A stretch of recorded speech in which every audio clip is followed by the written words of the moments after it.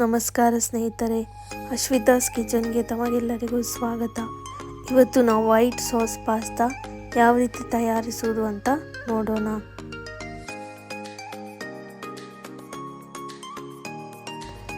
ನಾನು ಪಾಸ್ತಾ ಮಾಡಲಿಕ್ಕೆ ಈ ಶೇಪಿನ ಮ್ಯಾಕ್ರೋನಿಯನ್ನು ತಗೊಂಡಿದ್ದೇನೆ.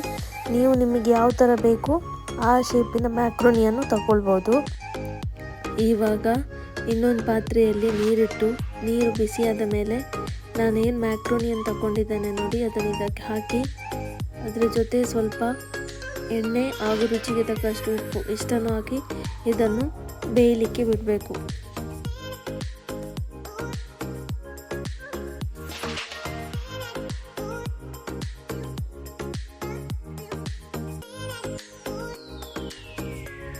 ಇನ್ನು ಸ್ವಲ್ಪ ಹೊತ್ತು ಈ ಥರನೇ ಬೇಯಬೇಕು.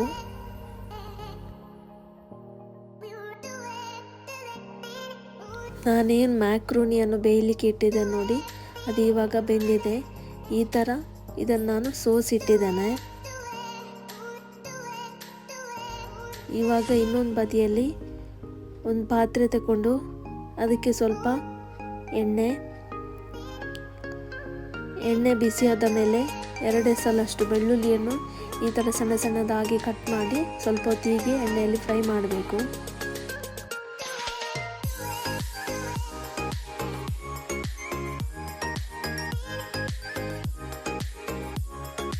ಬೆಳ್ಳುಳ್ಳಿ ಈ ಥರ ಫ್ರೈ ಆದ ಮೇಲೆ ನಾನಿಲ್ಲಿ ಹಸಿ ಕಾರ್ನನ್ನು ತಗೊಳ್ತಾ ಇದ್ದೇನೆ.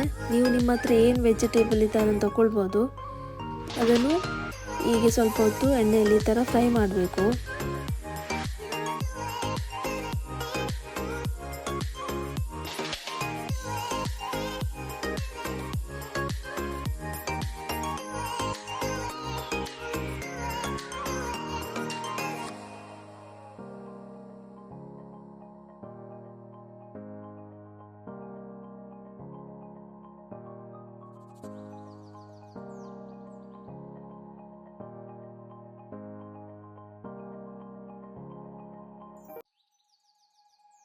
ಕಾರ್ನ್ ಇವಾಗ ಚೆನ್ನಾಗಿ ಫ್ರೈ ಆಗಿದೆ. ಇದನ್ನು ಇವಾಗ ಇನ್ನೊಂದು ಪಾತ್ರೆಯಲ್ಲಿ ತೆಗೆದಿಡ್ತಾ ಇದ್ದೇನೆ.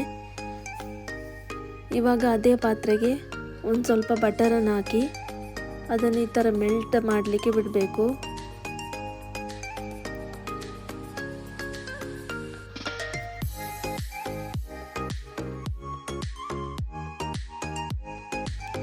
ಬಟರ್ ಈ ಥರ ಮೆಲ್ಟ್ ಆದ ಮೇಲೆ ಇದಕ್ಕೆ 1 ಸ್ಪೂನ್ ಆಗುವಷ್ಟು ಮೈದಾವನ್ನು ತಗೊಂಡಿದ್ದೇನೆ.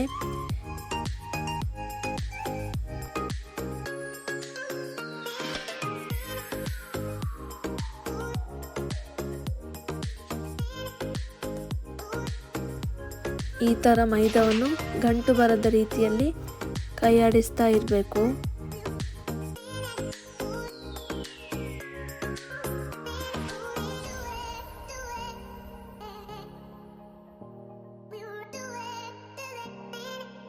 ಇವಾಗ ನಾನಿದಕ್ಕೆ 1 ಕಪ್ ಆಗುವಷ್ಟು ಹಾಲನ್ನು ಹಾಕ್ತಾ ಇದ್ದೇನೆ.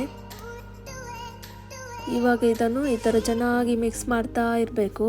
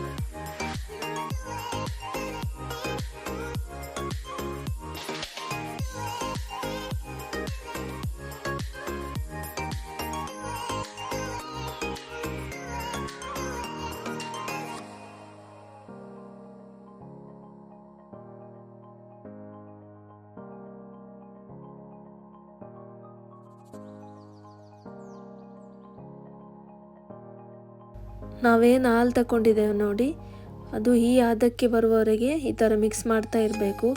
ಇವಾಗ ನಾನು ಇದಕ್ಕೆ 2 ಕ್ಯೂಬ್ ಅಷ್ಟು ಚೀಸನ್ನು ಹಾಕ್ತಾ ಇದ್ದೇನೆ. ಇವಾಗ ಚೀಸ್ ಸ್ವಲ್ಪ ಹೊತ್ತು ಮೆಲ್ಟ್ ಆಗಲಿಕ್ಕೆ ಬಿಡ್ತಾ ಇದ್ದೇನೆ.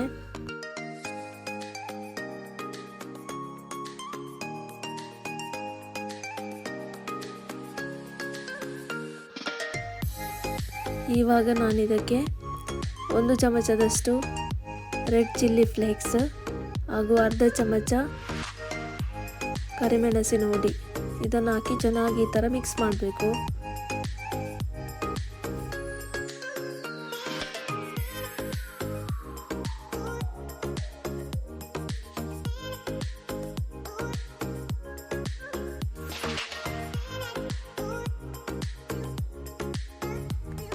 ಇವಾಗ ನಾನು ಇದಕ್ಕೆ ನಾವೇನು ವೆಜಿಟೇಬಲನ್ನು ಫ್ರೈ ಮಾಡಿ ಇಟ್ಕೊಂಡಿದ್ದೇವೆ ನೋಡಿ, ಅದನ್ನು ಇವಾಗ ಇದಕ್ಕೆ ಸೇರಿಸ್ತಾ ಇದ್ದೇನೆ.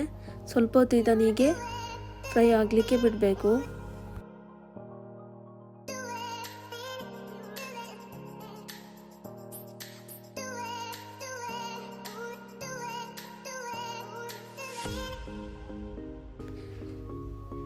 ಇವಾಗ ನಾನು ಬೇಯಿಸಿಟ್ಟುಕೊಂಡ ಮ್ಯಾಕ್ರೋನಿಯನ್ನು ಇದಕ್ಕೆ ಸೇರಿಸ್ತಾ ಇದ್ದೇನೆ.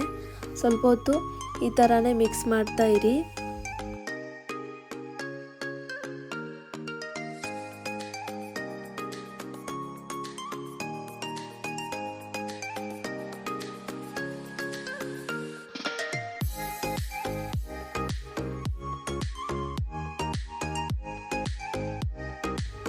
ಇವಾಗ ವೈಟ್ ಸಾಸ್ ಪಾಸ್ತಾ ರೆಡಿಯಾಗಿದೆ.